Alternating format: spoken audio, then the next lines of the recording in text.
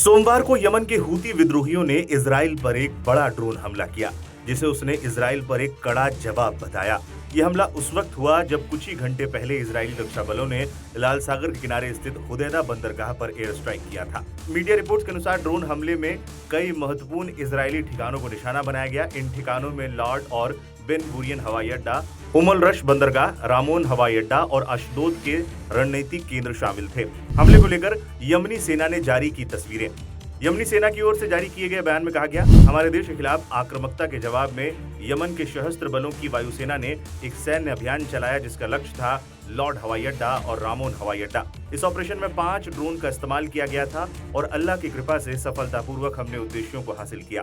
इसके साथ हमले में इस्तेमाल किए गए ड्रोन्स की तस्वीरें भी शेयर की गई। बताते चलें, पिछले कुछ समय से गाजा पट्टी में बढ़ते संघर्ष और तबाही ने पूरे क्षेत्र को एक बड़े संकट में डाल दिया है। हूती आंदोलन जो यमन में सक्रिय है, खुद भी सालों से युद्ध और हिंसा का सामना कर रहा है और फिलिस्तीन के लोगों के लिए अपनी एकजुटता दिखाने के लिए इस तरह का कदम उठा रहा है।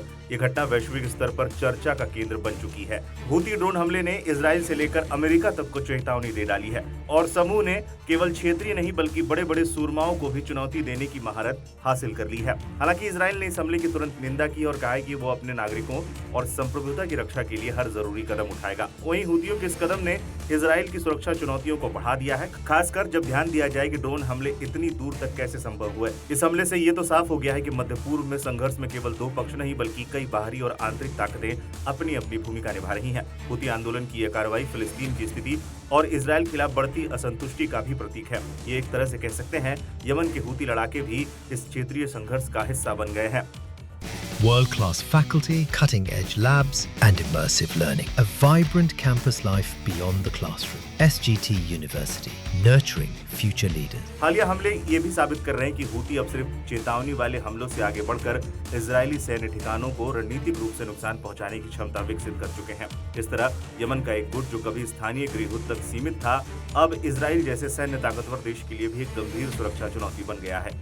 और अगर ट्रेंड जारी रहा तो आने वाले दिनों में मिडिल ईस्ट में और अधिक सैन्य टकराव की संभावना से इनकार नहीं किया जा सकता।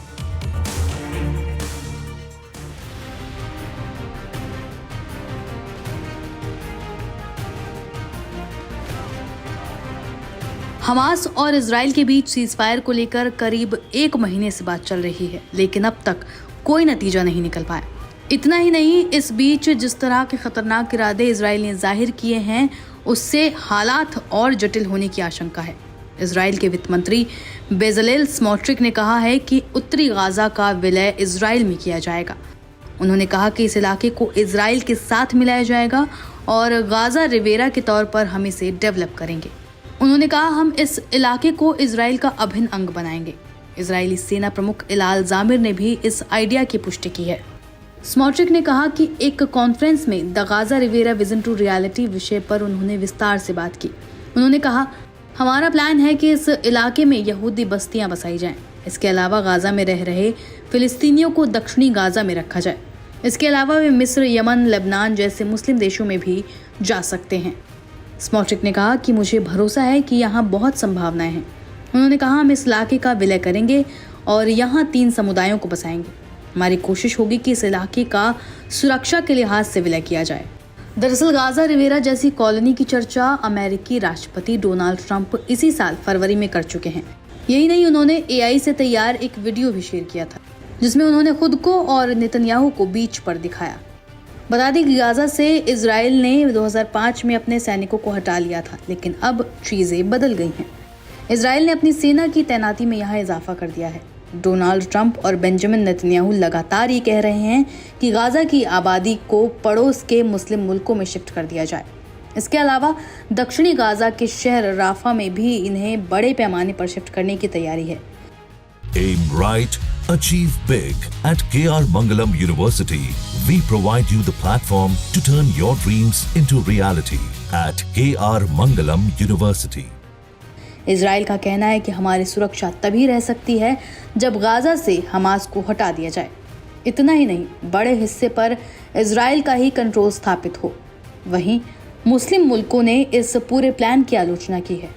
मुस्लिम मुल्कों का कहना है कि ये एक कौम की पहचान को खत्म करने की कोशिश है। अगर फिलिस्तीनी अपनी ही धरती से उजड़ गए तो इनका वजूद क्या रह जाएगा।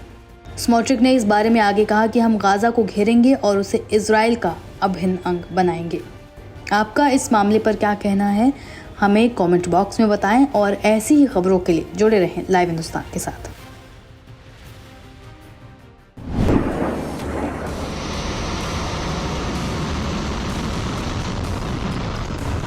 ईरान फिर कुछ बड़ा करने वाला है। अब ईरान ने ऐसा क्या कर दिया जिससे अमेरिका के साथ साथ इजराइल भी टेंशन में आ गया होगा। तो आपको बता दें, ईरान ने एक बार फिर अपनी अंतरिक्ष महत्वाकांक्षाओं का प्रदर्शन किया है। 21 जुलाई को ईरान ने एक उपकक्षीय रॉकेट का परीक्षण किया। यह परीक्षण इसलिए भी अहम है क्योंकि ये उस संघर्ष विराम के तुरंत बाद हुआ जो इजराइल के साथ 12 दिनों तक चले सैन्य टकराव के बाद लागू हुआ था। ईरान की इस नई गतिविधि को लेकर कई सवाल भी उठ रहे हैं। क्या ये केवल वैज्ञानिक परीक्षण है या फिर इसमें छिपा है कोई और रणनीतिक संदेश? ईरान की अंतरिक्ष महत्वाकांक्षाएं अब सिर्फ लैब तक सीमित नहीं है। 21 जुलाई को देश ने अपने एक उपकक्षीय रॉकेट का परीक्षण किया जो सैटेलाइट ले जाने में सक्षम बताया गया है। इस परीक्षण की जानकारी दी गई ईरान की सरकारी समाचार एजेंसी IRNA के जरिए, जिसमें कहा गया कि परीक्षण का उद्देश्य था नई और उभरती हुई तकनीकों का मूल्यांकन। ईरानी मीडिया के मुताबिक इस परीक्षण से जो डाटा मिला है वो देश के उपग्रह मिशनों और स्पेस सिस्टम्स की कार्यक्षमता को बेहतर बनाने में मदद करेगा। ईरान पिछले कुछ सालों से अपनी अंतरिक्ष क्षमताओं को लगातार बढ़ा रहा है और इस दिशा में कई घरेलू लॉन्च भी उसने मिसाइलें की हैं। लेकिन ये परीक्षण ऐसे समय में हुआ जब कुछ ही दिन पहले ईरान और इजराइल के बीच भीषण सैन्य संघर्ष हुआ था। 12 दिनों तक चले हमलों और जवाबी हमलों के बाद संघर्ष विराम की घोषणा की गई। ऐसे में तकनीकी गतिविधि केवल एक वैज्ञानिक कदम नहीं बल्कि एक राजनीतिक और कूटनीतिक संदेश के तौर पर भी देखी जा रही है। अंतरिक्ष तकनीक किसी भी देश की रणनीतिक ताकत का हिस्सा बनती जा रही है, चाहे वह निगरानी हो, संचार हो या सुरक्षा व्यवस्था। World-class faculty, cutting-edge labs, and immersive learning. A vibrant campus life beyond the classroom. SGT University, nurturing future leaders. Iran के इस परीक्षण को लेकर पश्चिमी देशों और विशेष तौर पर इजराइल की चिंताएं वाजिब हैं, क्योंकि ये सीधे सीधे क्षेत्रीय संतुलन को प्रभावित कर सकता है। ईरान की तरफ से फिलहाल इस रॉकेट के मॉडल, उसकी रेंज और मिशन की सटीक जानकारी साझा नहीं की गई है, लेकिन इतना जरूर साफ है कि ईरान अपनी अंतरिक्ष तकनीक को नए मुकाम तक ले जाने की कोशिश कर रहा है, और वो भी ऐसे समय में जब उसका भू राजनीतिक समीकरण पहले से ही गरमाया हुआ है। जहां एक और वैज्ञानिक दृष्टिकोण से ये परीक्षण प्रगति का संकेत देता है, वहीं दूसरी तरफ इसकी टाइमिंग और इसके रणनीतिक निहितार्थ इस क्षेत्र की शांति के लिए एक चुनौती भी बन सकते हैं। अंतरिक्ष की ये रेस अब सिर्फ विज्ञान नहीं बल्कि कूटनीतिक और शक्ति संतुलन का हिस्सा बन चुकी है। लेकिन अभी तक ईरान ने साफ नहीं किया है कि ये किस मिशन पर है, क्योंकि ये एक छुपा रुस्तम मिशन रहा है और ऐसे में कहीं ना कहीं अमेरिका और इजराइल की भी टेंशन बढ़ गई होगी।